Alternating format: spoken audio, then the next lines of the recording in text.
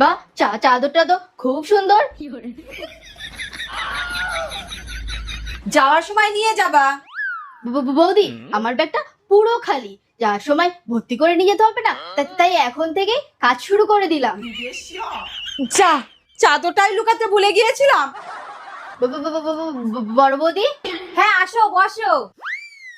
তোমার বিছানায় চা চা চা চা।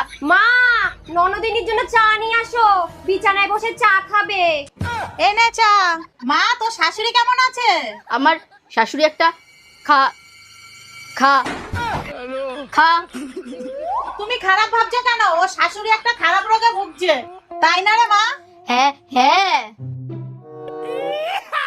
এ চোর! কি?